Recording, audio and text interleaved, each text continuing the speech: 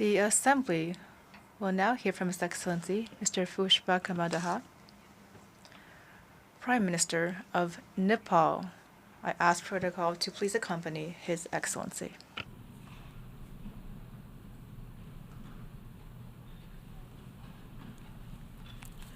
J'ai le plaisir de souhaiter la bienvenue à son Excellence.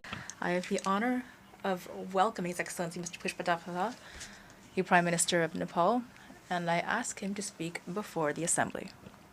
Madam President, Excellencies, distinguished delegates, I congratulate Madam President and member of the Bureau on your respective election. I also express my deep appreciation to the United Nations Secretary General, Mr. Antonio Guterres, for his unremitting efforts to strengthen the United Nations and promote the cause of multilateralism.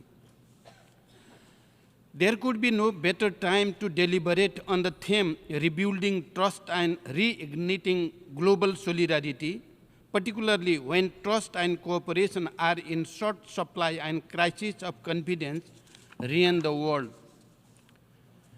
Today, due to the resurgence of geopolitical competition, power polarization and economic nationalism, maintenance of world peace and security, the foremost goal of the UN Charter, have come under serious strain. Spending on arms is on the rise, but resources for the realization of the 2030 agenda have become scarce. We must correct this course and focus on our common goal of peace, prosperity, and progress. It is time to build trust, promote partnership and collaboration, and work in solidarity when the world is facing the challenges of unprecedented scale and nature. Madam President, I have fond memories of addressing this august assembly back in 2008 as the Prime Minister of a country that had just made a transformation of historic proportion, a transformation from armed conflict to an inclusive and nationally owned peace process, a transformation from centuries-old feudal monarchical rule to a democratic republican order, and a transformation to a multi-party democratic polity where participation of all sections of our society is ensured. 15 years on, we have come a long way. We successfully transitioned through a nationally led peace process. We promulgated a democratic constitution in 2015 by an elected constituent assembly, which has consolidated the universally recognized values of human rights, participatory democracy, periodic election, inclusive proportional representation, full press freedom, independent judiciary, and rule of law.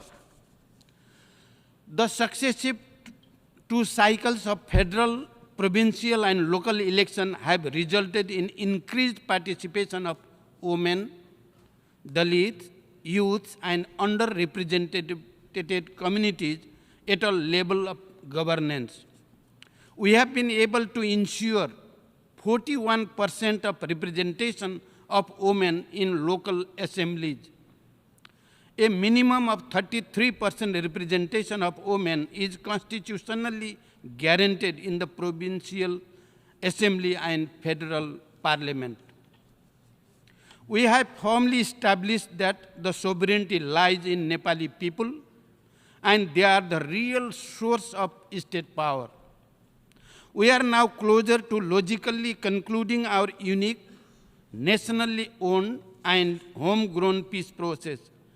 Completing the remaining task of transitional justice is top on my political agenda.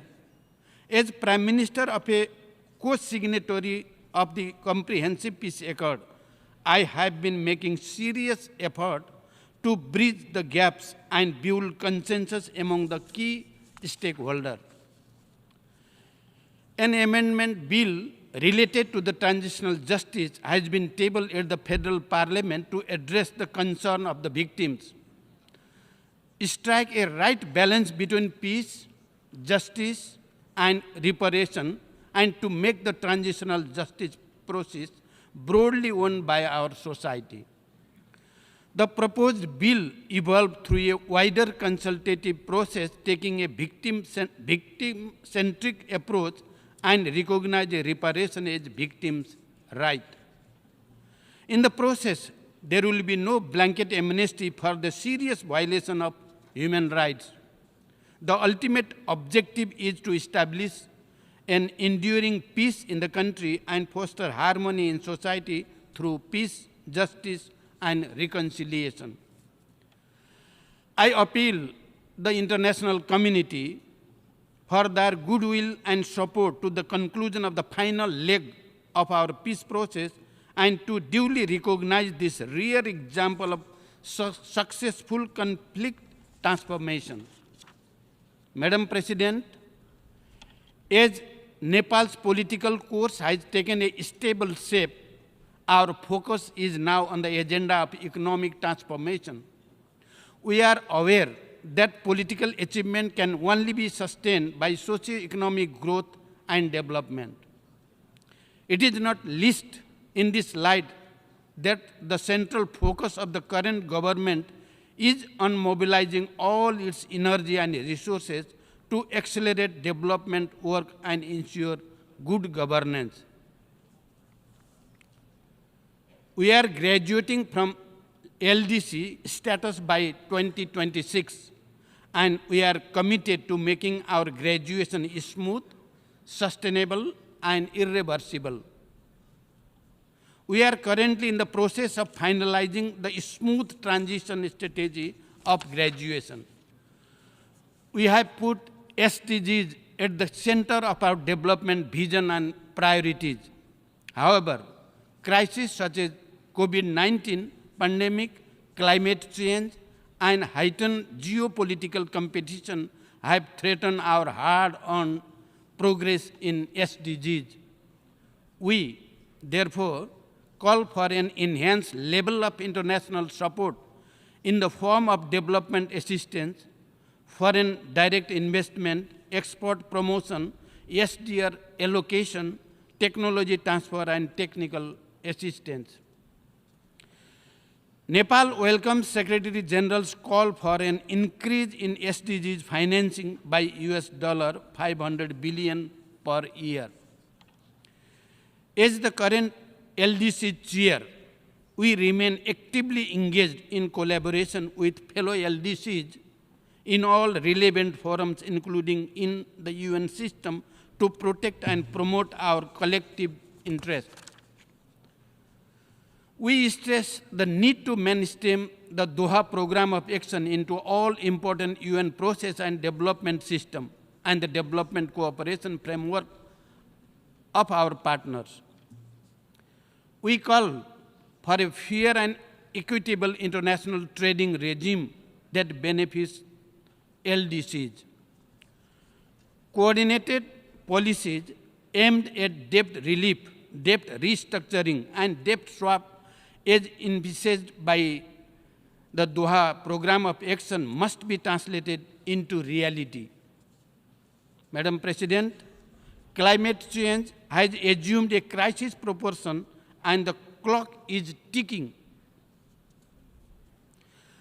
Our inaction or little action,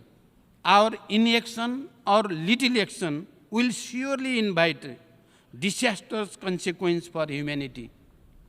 We must therefore set higher ambition and commit ourselves to achieving those ambitions in a time-bound manner. Climate vulnerable mountainous countries like Nepal have been bearing the severe brunt of climate change. The Himalayas are the source of fresh water for over 2 billion people. Global warming has induced rapid receding of ice in our Himalayas. It has not only eroded the health of our mountains, but also endangered the lives and livelihoods of millions of people living downstream. The human and financial toll due to the floods, droughts, and other extreme climate-induced events is terrifying. On our part, we remain fully committed to the effective implementation of the Paris Agreement and achieving its goal. Nepal has set an ambitious target of reaching a net zero scenario by 2045. We have already submitted our updated NDC and aligned our national policies and plans with it. Our priorities include conserving and sustainably managing land, forest, and water resources, undertaking effective adaptation and mitigation measures, and promoting a green and resilient economy. To this end, we are working to ensure access to clean energy for all citizens. Easy access to climate finance will be the key to low carbon and climate resilient development pathways. Equally, crucial are the early operationalization of the loss and damage fund, fulfilling the target of the $100 billion commitment as well as doubling up of the adaptation climate finance. It is an irony. It is an irony that my country, Nepal, with 45% of its areas as forest, with rich biodiversity, and 15% of its land as high mountains, release least greenhouse gas emission but contributes significantly to ecological preservation, has unfairly suffered from climate crisis. These kinds of mismatch must be addressed through a compensation mechanism to the countries that positively contribute to the greening of the planet. Excellencies, it is quite distressing that conflicts within and between countries are on the rise. Nepal opposes any use or threat of use of force against the territorial integrity, political independence, and sovereignty of any country. People of Libya, Syria, and Yemen continue to bear the brunt of protracted conflict. Their suffering must end. We believe that the UN brokered truce in Yemen must be allowed to transition to a sustained peace. The protracted stalemate in Libya must get a way to peace and reconciliation. The Palestinian people deserve peace ending the prolonged conflict. Nepal reiterates its support for a two-state solution with Israel and Palestine living peacefully side by side within recognized international borders based on relevant UN resolution. We continue to support nationally owned, peaceful, just and lasting solution to conflicts around the world. Peace founded on inclusion, empowerment, economic prosperity, and justice stand a better chance to last longer. Madam President, proliferation of weapons of mass destruction continues to threaten peace and security in the world. Constant stockpiling of nuclear arsenals, growing arms race, and ever-increasing military expenditure are worrisome. Nepal reiterates its call for a total and time-bound disarmament of all weapons of mass destruction, including biological, chemical, nuclear, and radiological weapons. As the host country to UN Regional Center for Peace and Disarmament in Asia and the Pacific, Nepal believes that regional process, including the Kathmandu process, reinforce the global disarmament regime. The void of international governance on cyberspace and artificial intelligence demand multilateral regulation. Dual use of artificial intelligence urgently calls for informed deliberation on preventing its potential misuse and strengthening of international cooperation. Nepal condemns terrorism in all its form and manifestation. We call for an early conclusion of a comprehensive global treaty against terrorism. Madam President, Nepal's commitment to the protection and promotion of human rights is total and unflinching. We believe in an integrated approach to democracy, development, and human rights. Nepal attaches great importance to the safety, security, dignity, and well-being of migrant workers. We call for effective implementation of the Global Compact for safe, orderly, and regular migration to ensure that migration works for all.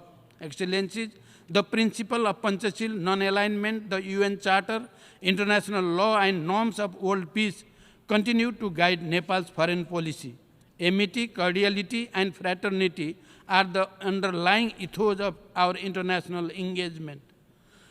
We want to promote relations with our neighbors and all other friendly countries on the basis of sovereign equality, non-interference, and mutual respect.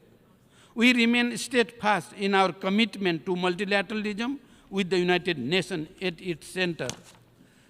True to our commitment, Nepal continues to contribute to the maintenance of international peace and security through our consistent participation to the UN-mandated peacekeeping operation for the last 65 years. Currently, the second largest troops and police contributing country, we have always deployed our peacekeeper at every call and without any caveat, even in the most challenging situation. Our peacekeeper have earned distinct repute of dedication, professionalism, and competence, which has been widely acknowledged by the United Nations, the host government, and societies alike. We reiterate our call for share of leadership position at the headquarters and in the field to the troops and police contributing countries. We know today's global governance architecture largely reflects yesterday's world. Timely reform is essential for the multilateral institution to remain relevant and to reflect today's realities. Nepal supports the reform of UN Security Council to make it broadly representative, democratic, transparent, and accountable. We call for the revitalization of the General Assembly and the Economic and Social Council with greater role to this vital organ. We need an inclusive and effective multilateralism to better respond to and deliver on the needs of the people and the planet. Structural reform to the international financial architecture is longer overdue. The voice of the countries in special situations, including LDCs, LLDCs, and SEEDs, must be heard. Their meaningful representation must be ensured. Only a more democratic, inclusive, fair, and representative international financial architecture can be an antidote to the deep-rooted inequalities, inequities, and gaps. In conclusion, Madam President, it is our collective responsibility to ensure peace and prosperity for everyone, everywhere, and to ensure that no one is left behind. I thank you for your kind attention. Thank you very much. Au nom de l'Assemblée générale, on behalf of the Assembly, I wish to thank the Prime Minister of Nepal for the statement just made, and I request protocol to escort His Excellency.